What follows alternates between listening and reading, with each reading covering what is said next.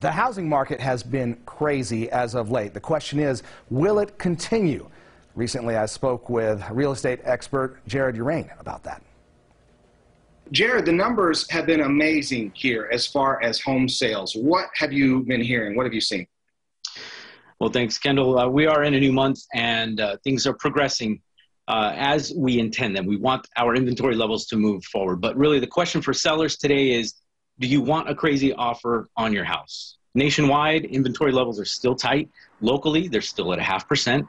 The rate for mortgages is still around 3%, so our buyer demand hasn't changed.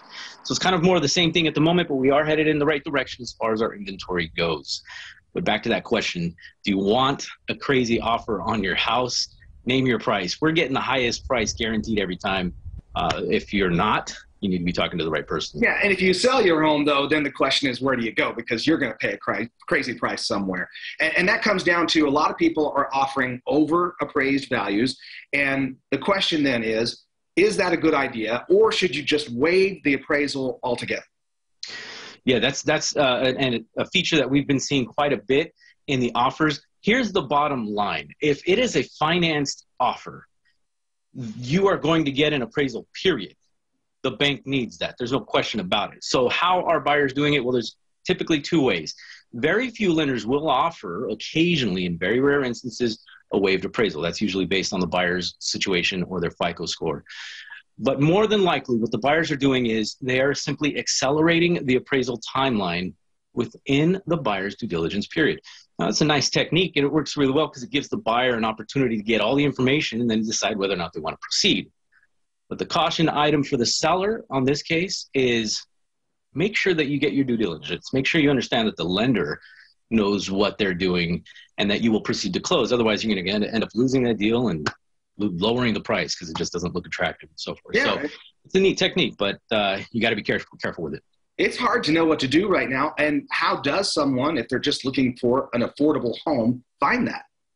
Yes, well, this is where we get to open up our entire tool bag of options, right?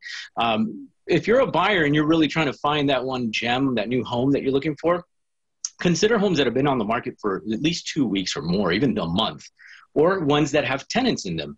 You might find one where their lease is coming up and you'll be able to get a great deal on those items. Another one is find one that needs work. You can package in repairs into the financing of your purchase. Townhomes are another alternative option to really consider. You still get all the great amenities of a house. And condos, of course, being one of the hot topics many people are looking towards right now.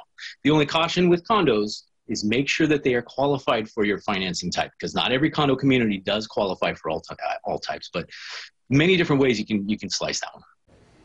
You can get a lot more information by giving Palacios Realty a call at that phone number, 702-333-6666, or heading to their website. They have a special offer for you, 1% contribution toward your closing cost purchase when you sell with Palacios Realty.